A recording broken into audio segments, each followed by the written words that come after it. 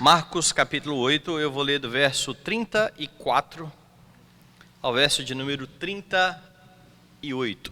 Então, convocando a multidão e juntamente os seus discípulos, disse-lhes: se alguém quer vir após mim, a si mesmo se negue, tome a sua cruz e siga-me. Quem quiser, pois, salvar a sua vida, perdê-la-á. Quem perder a vida por causa de mim e do Evangelho, salvá-la-á. Que aproveita o homem ganhar o mundo inteiro e perder a sua alma? Que daria um homem em troca de sua alma? Porque qualquer que nesta geração adúltera e pecadora se envergonhar de mim e das minhas palavras, também o Filho do Homem se envergonhará dele quando vier na glória do seu Pai com os santos anjos. Oremos. Pai Santo e Deus bendito, exaltado e glorificado seja o teu nome.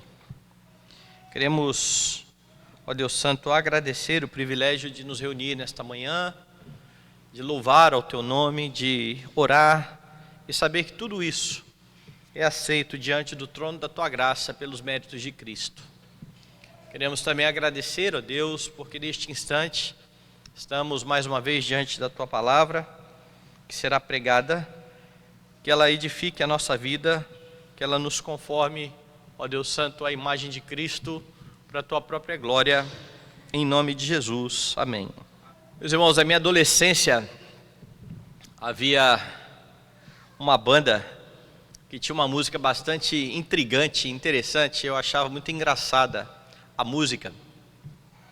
E esses dias eu estava pensando nela de novo, uma música de uma banda chamada Ultraje a Rigor, chamada Terceiro. Presta atenção na letra, ele fala assim: todo equipado, preparado na linha de partida, daqui a pouco vai ser dada a saída. Todo mundo nervoso, eu não estou nem aí, o importante é competir. Então tá, vamos lá, nem vou me preocupar, já está tudo armado para eu me conformar. Eu vou tentar só para não falar que eu não sou atleta. Ia ser legal chegar junto na frente, mas iam falar que eu quero ser diferente. Tá bom demais, pelo menos eu não saio da reta, por isso eu sempre sou terceiro. E o refrão o tempo todo fica enfatizando isso. Ele é terceiro, ele é terceiro, ele é terceiro. Na época eu não compreendia muito bem e eu sei que isso é uma ironia. Porque na verdade nós gostamos mesmo de ganhar. Quando nós falamos que o importante é competir, geralmente nós falamos isso para quem perdeu. Nós não falamos isso para quem ganhou, o importante é competir. E quando as pessoas treinam, elas querem ganhar. Mas de uns anos para cá, alguma coisa mudou aí na nossa sociedade, que ninguém perde mais. E eu me lembro que quando isso aconteceu, quando eu notei isso a primeira vez, foi por meio de rede social, algumas pessoas já da minha idade, mais velhas, fazendo algumas corridas, tipo essa corrida da Garoto, ou essas corridas de rua, e o pessoal da minha idade, com medalha, e eu falava assim, gente, não é possível. Como é que essa pessoa, eu conheço essa pessoa, estudei com essa pessoa, não é um atleta, como é que ela ganhou uma medalha numa corrida dessa assim de rua? E eu ficava intrigado até eu entender que todo mundo ganhava medalha. Porque agora o importante é competir, ninguém pode ficar frustrado. Então, no final das contas, quem atravessou a linha de chegada, primeiro, segundo, terceiro ou último, medalha. E isso mostra esse ímpeto. Quando o homem não ganha alguma coisa, ele fica frustrado, ele fica irado, ele fica revoltado. E essa ânsia de ganhar, ela é natural no homem, até por conta do orgulho do coração. Até por conta daquilo que aconteceu na queda, que encheu o coração do homem de vaidade e de muita consideração por si mesmo. Então, ninguém quer perder. E de fato a Escritura fala de algo que você não deve sonhar em perder. Jesus fala sobre isso no texto em que nós lemos aí, no verso 36, que aproveita o homem ganhar o mundo inteiro e perder a sua alma.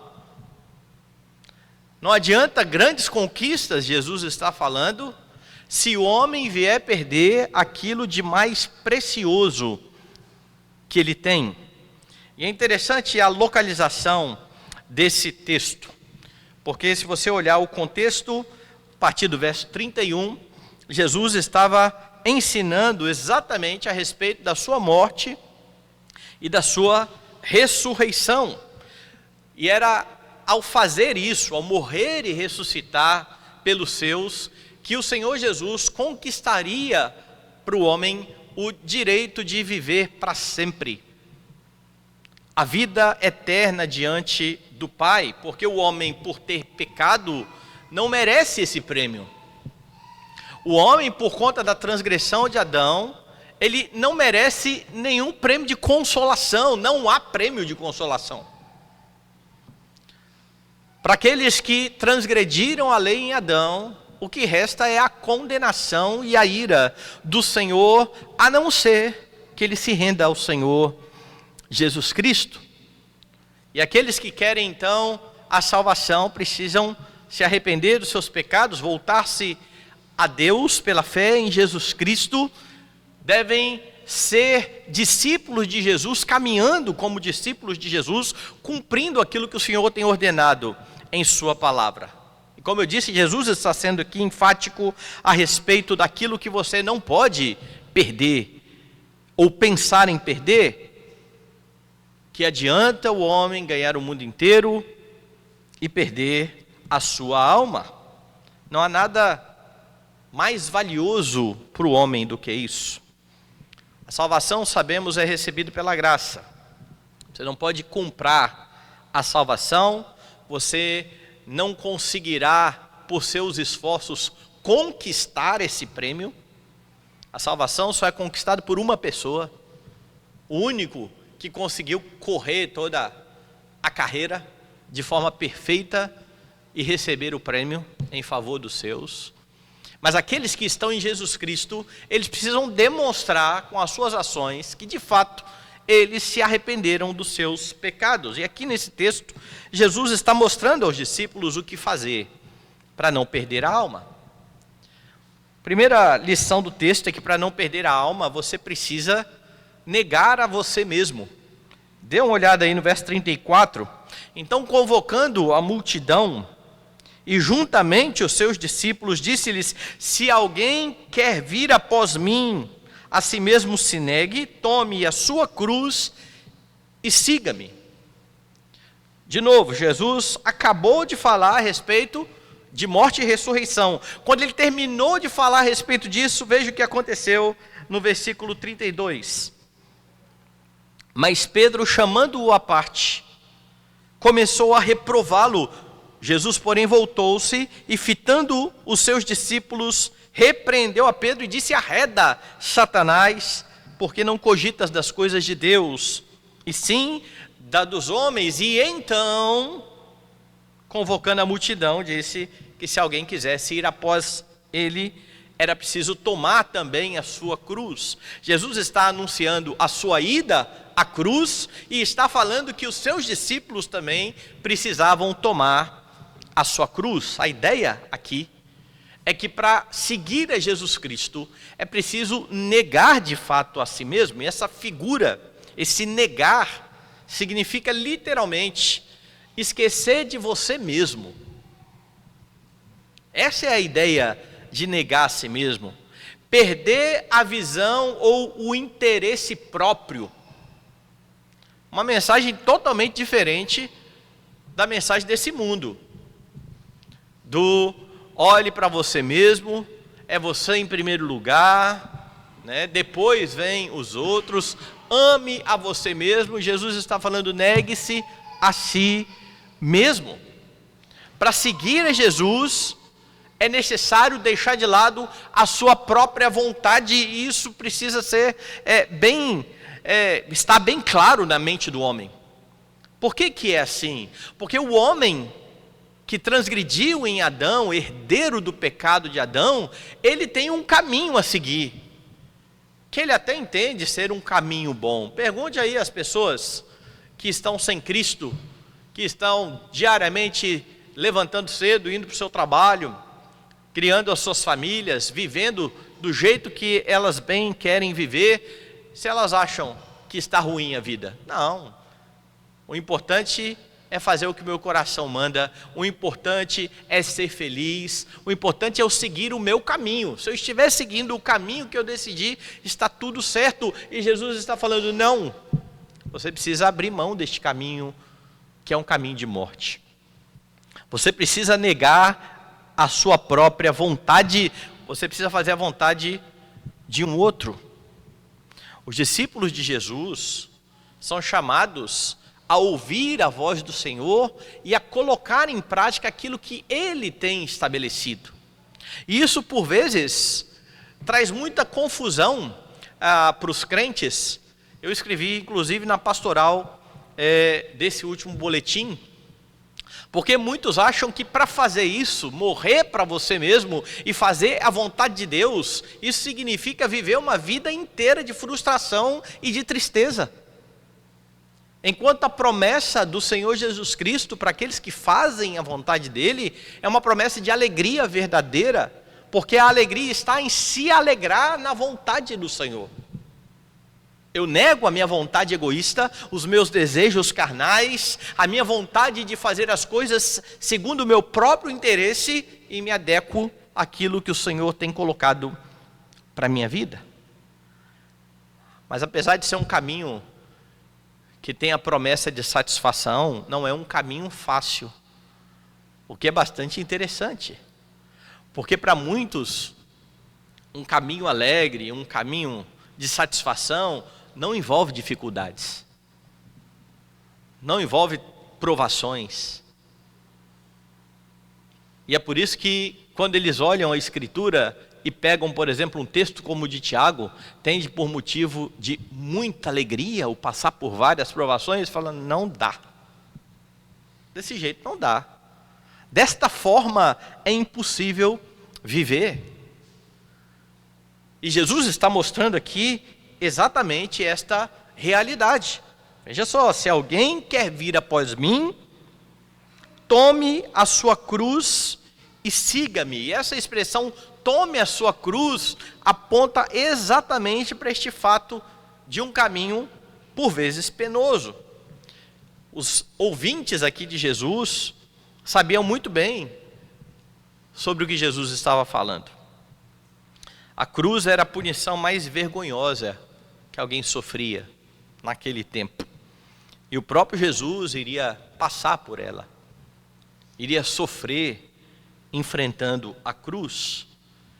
E os discípulos deveriam saber que, por causa de Cristo e escolhendo o caminho de Cristo, muitas vezes eles seriam envergonhados, eles seriam perseguidos, muitas vezes por questões externas, eles iriam sofrer muita pressão, mas há também a pressão interna do coração que quer fazer a sua própria vontade muitas vezes, e então há aquele conflito que é estabelecido e dito por Paulo quando ele escreve a Epístola aos Gálatas, dizendo que a carne milita contra o Espírito.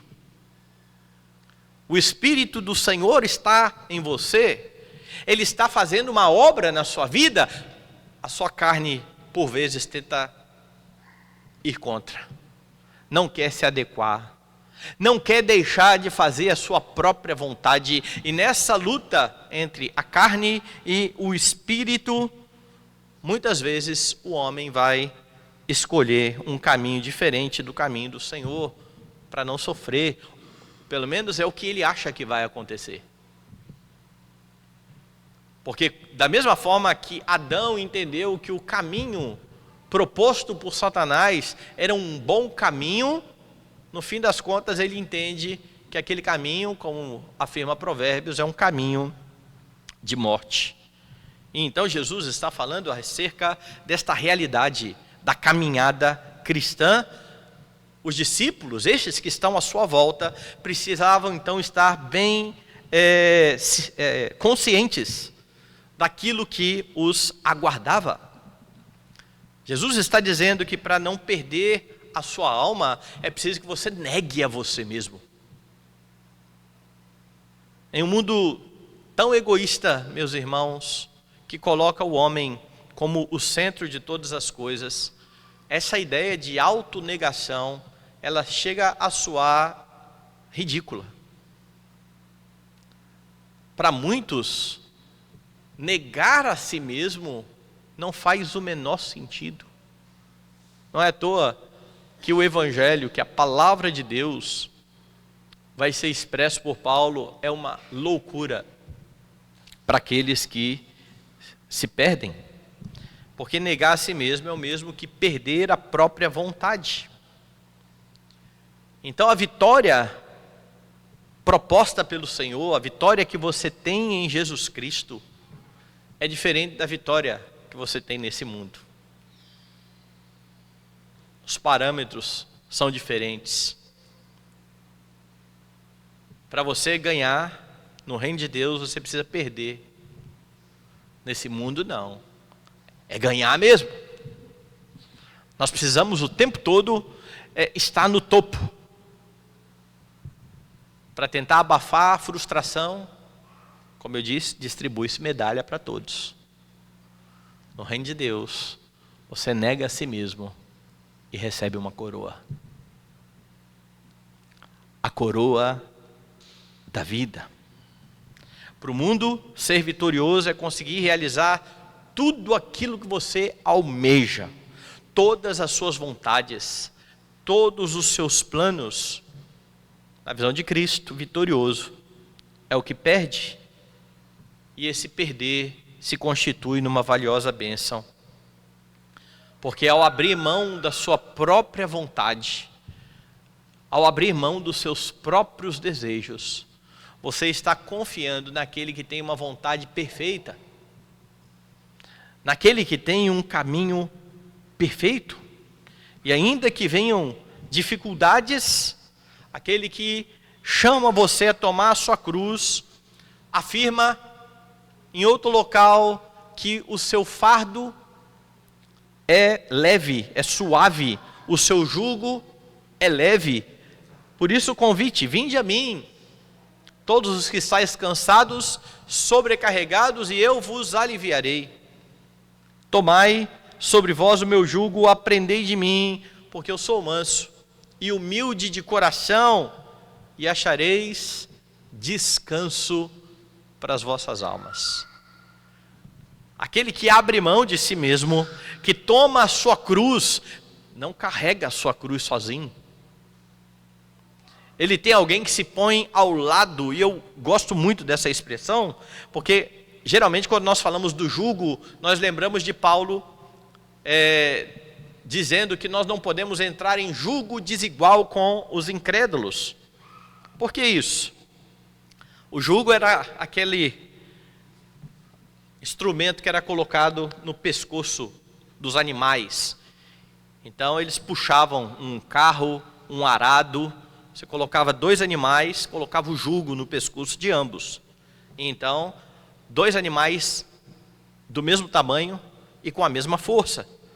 Porque se você tem um animal mais forte do que o outro, se você tem um jugo desigual, você vai prejudicar um dos animais. Um vai fazer mais força, um vai se sacrificar mais. Daí então Paulo ordenar: não entre em um jugo desigual com os incrédulos.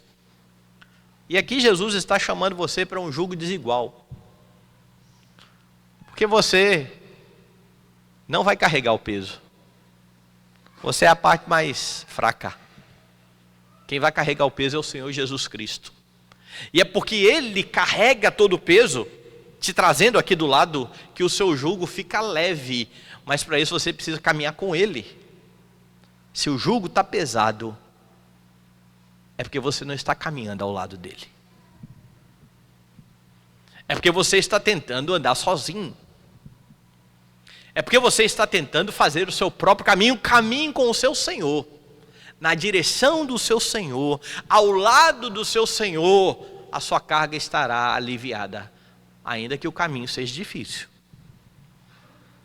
Daí então a promessa: o meu fardo é leve, o meu jugo é suave, mas há mais. A fim de não perder a sua alma, você deve se dispor a perder a vida por Cristo. Veja o verso 35, ele está sendo ainda mais claro.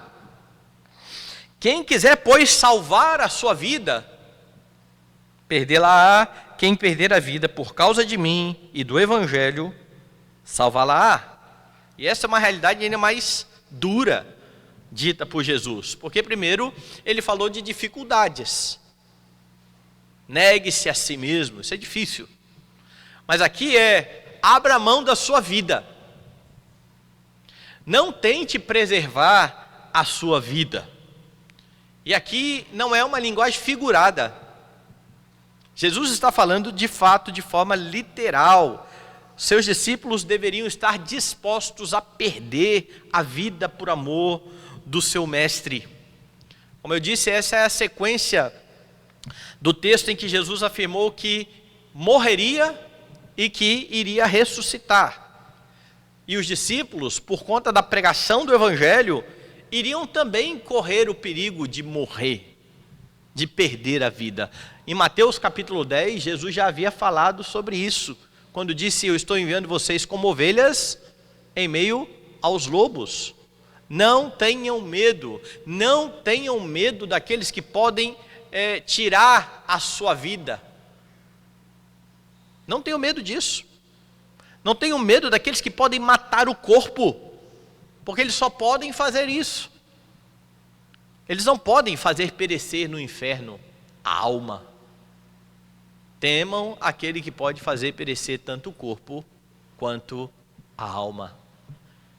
Jesus, então, está o tempo todo nos evangelhos falando aos seus discípulos acerca desta realidade.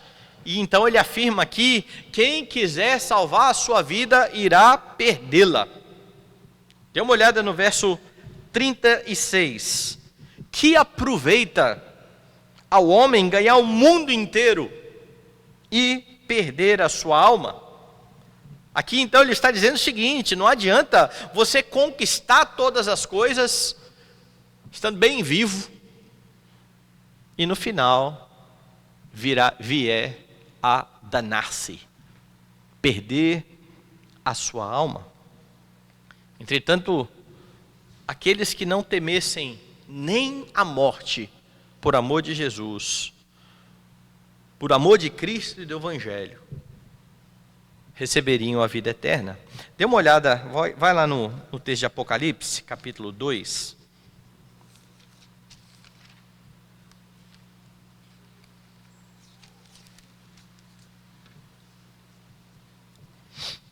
E aqui você tem, assim, a partir do verso 10. Não temas as coisas que tens de sofrer.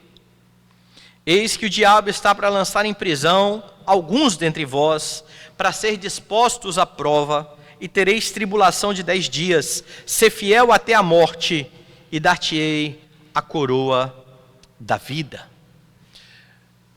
Talvez você já tenha ouvido alguém citar esse texto: ser fiel até a morte e dar-te-ei a coroa da vida, pensando na longevidade, certo? Você precisa ser fiel até o dia que você morrer, mas isso está distante, isso está longe. Quando você estiver bem velhinho, e se você for fiel até a sua velhice, você vai ganhar a coroa da vida. Aqui não é isso não, a morte é iminente. Por que ela é iminente? Por causa do que está aqui, olha. Haveria tribulação de 10 dias, e ainda que alguém fosse à morte por conta da tribulação, ainda que alguém perdesse literalmente a sua vida por conta da tribulação, receberia a coroa da vida. Essa então é a promessa. A ideia então é que o vencedor, de modo algum, sofrerá o dano da segunda morte. Veja o versículo 11. Quem tem ouvidos, ouça o que o Espírito diz à igreja. O vencedor de nenhum modo sofrerá o dano da segunda morte. Sabe quem é o vencedor aqui? O que morreu na tribulação. Quando você fala numa batalha, quem é o vencedor? O que ganhou, o que está vivo. A batalha de Davi e Golias, quem foi o derrotado? Foi Golias, pescoço cortado. E o grande vencedor? Davi. Mas aqui o vencedor foi quem morreu. Aqui o vencedor foi aquele que, apesar da morte, não negou o seu Senhor. Manteve-se firme. Não teve medo de perder a sua vida por causa do Evangelho. E você sabe quem está garantindo isso? Veja o comecinho da carta. Verso 8. Ao anjo da igreja em Esmirna escreve: estas coisas diz o primeiro e último, que esteve morto e tornou a viver. Jesus está lembrando exatamente o que ele ensinou lá naquele contexto, onde ele disse: olha, não tente preservar a sua vida, porque quem tentar preservar a sua vida vai perder a vida. Agora ele está dizendo: quem for fiel, mesmo morrendo, vai receber a vida. Sabe por que eu posso garantir isso? Eu estive morto e eu tornei a viver. Eu morri e eu ressuscitei. Jesus, em sua ressurreição, garante que todos os que estão nele ressuscitarão com ele. É por isso que crentes não precisam ter medo de perder a vida. É por isso que crentes não se amedrontam diante da morte. Porque eles sabem o que espera. Eles sabem que estão nas mãos daquele que esteve morto, mas que ressuscitou. O vencedor é aquele que morreu no texto. Mas ele não sofrerá o dano da segunda morte. Ele não enfrentará a ira do Senhor. Em nosso país, esse tipo de mensagem ainda parece estar muito distante. Pela graça de Deus, nós estamos vivendo numa nação onde ainda temos liberdade. Saímos das nossas casas, com as nossas Bíblias debaixo do braço, entramos no elevador, todo mundo sabe que a gente está indo para a igreja. Vimos até aqui, a igreja está na rua, todo mundo tem uma placa grande, ali tem uma igreja. Quem quiser pode entrar. Somos livres, ainda somos livres. Mas se um dia esta realidade mudar no país e os crentes forem perseguidos, a tentação de negar a Cristo será muito grande. Porque, afinal de contas, o que estará diante dos crentes é a possibilidade de sofrimento e de morte. Você está disposto a sofrer e a morrer pelo Evangelho?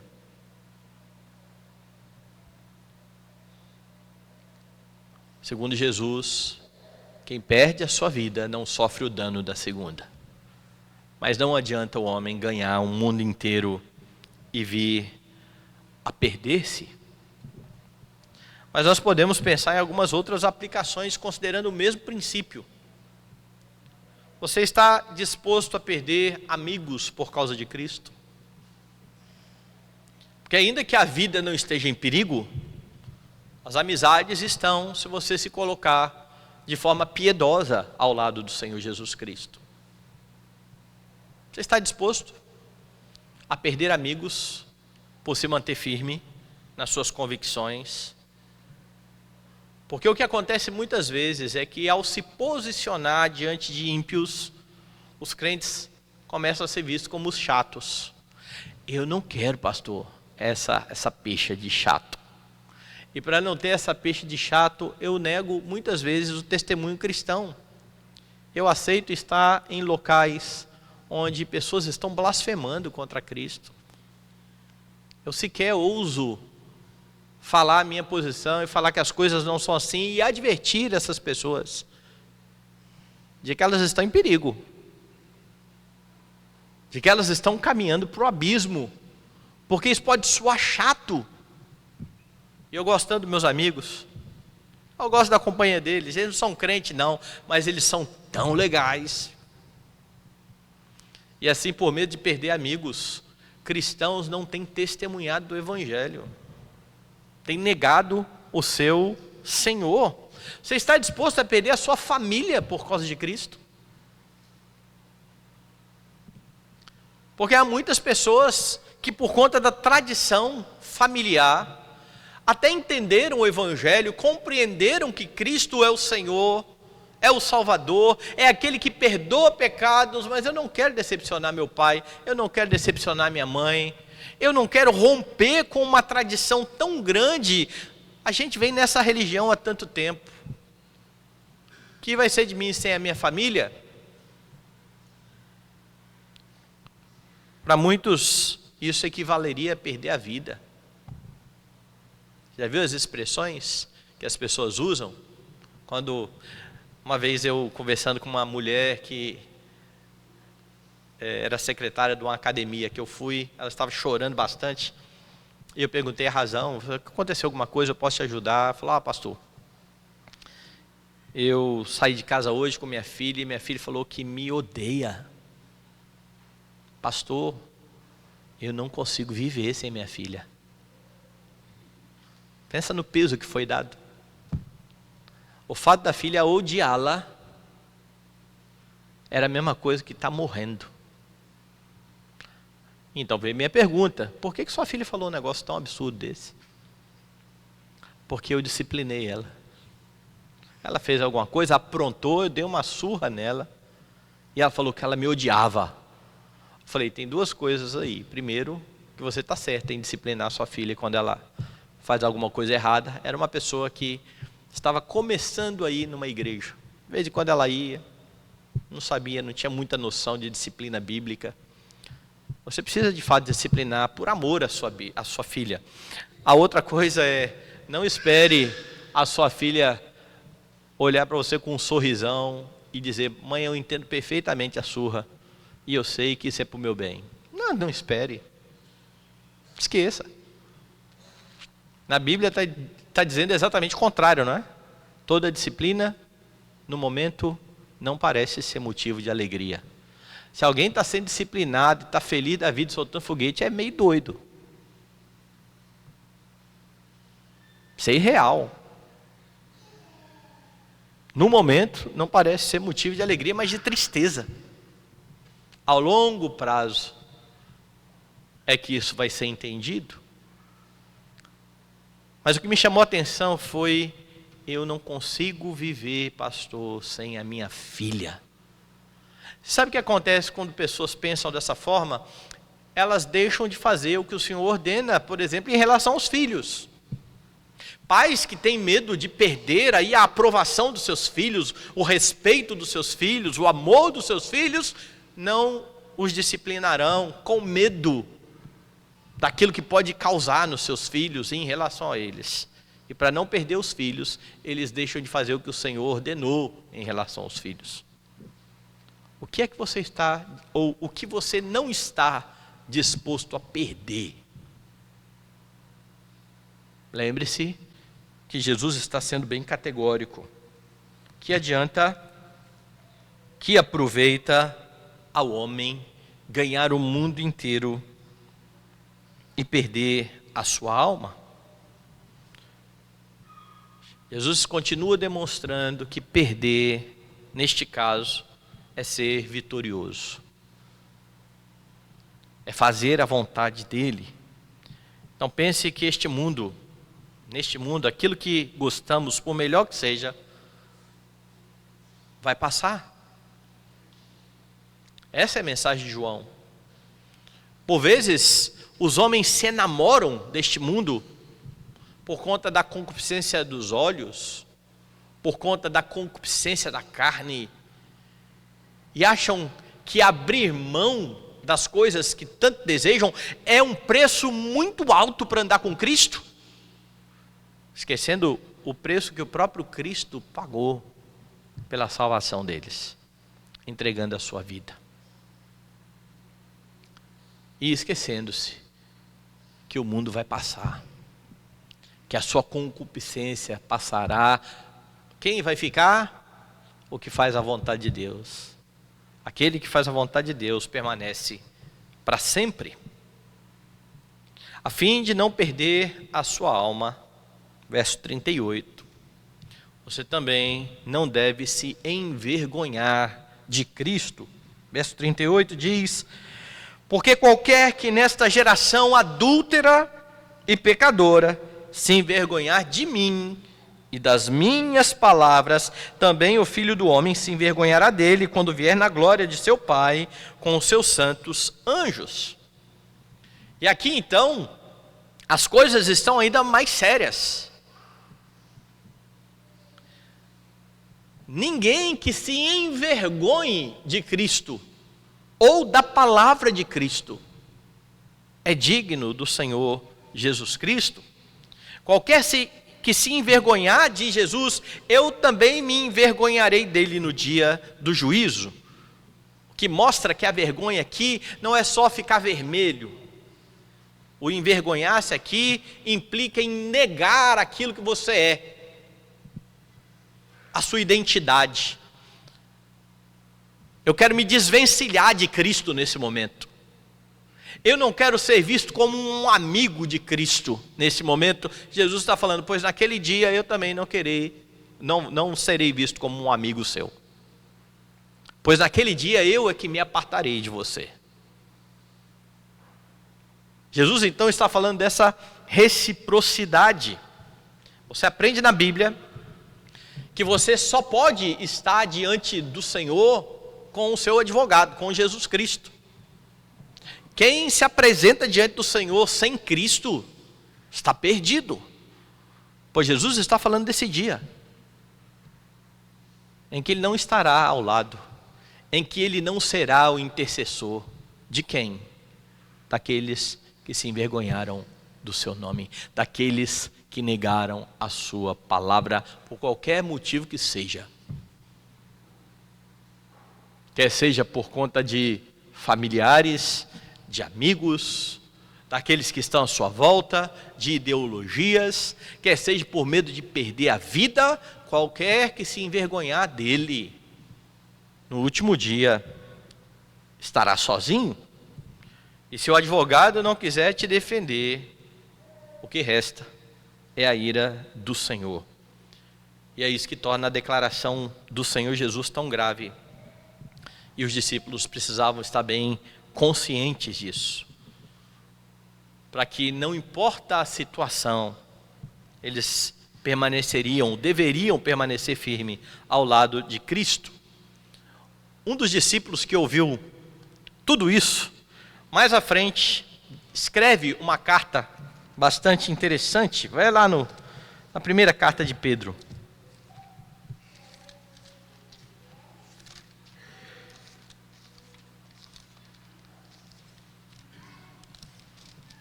Capítulo 1.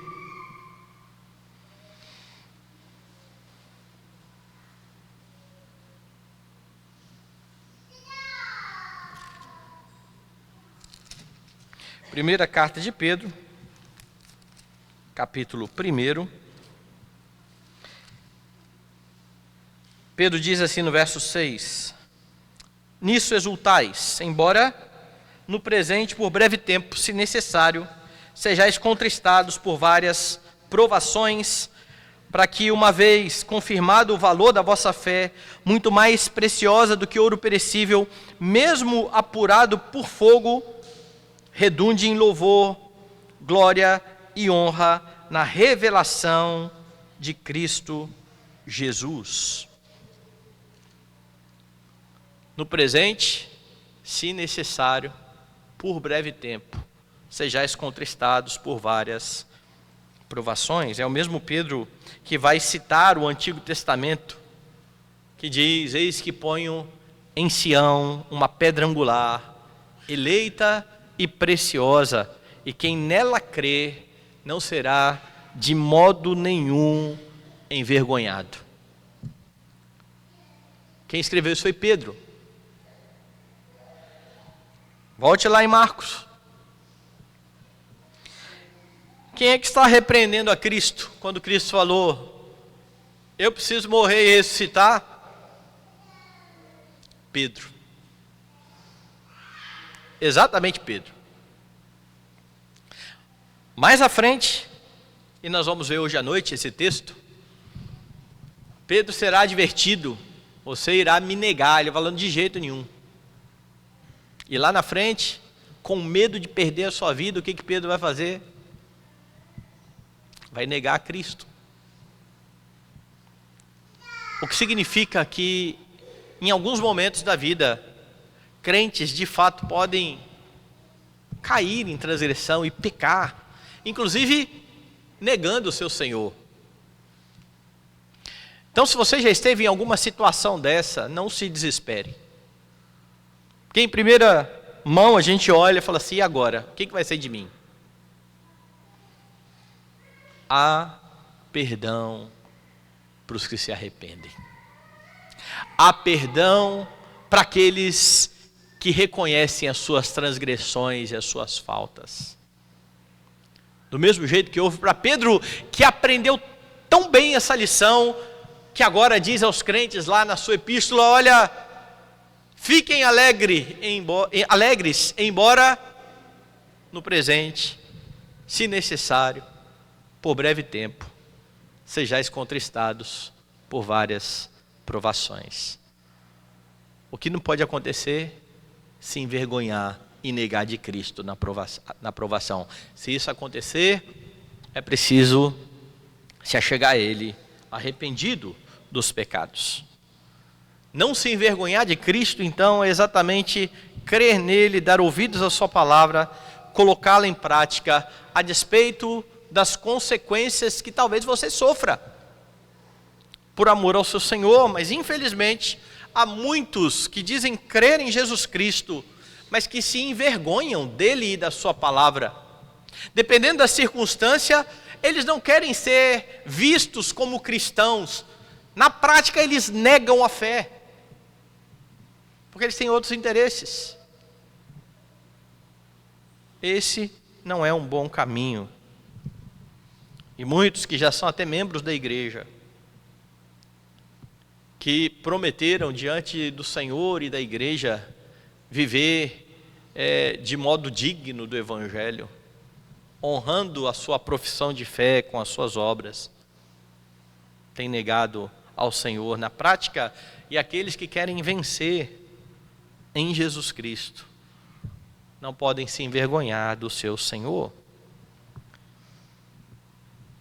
O grande ponto aqui é a quem você irá querer agradar: se a Cristo, se aos homens, se ao Senhor, o supremo advogado, ou aqueles que estão à sua volta, que não são nada diante do Senhor, mas que por vezes ganham um significado muito grande na vida, a ponto de serem vistos como maiores que o Senhor.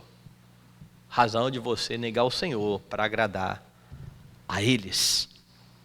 Quem se envergonha de Cristo terá dele a mesma atitude diante do tribunal de Deus.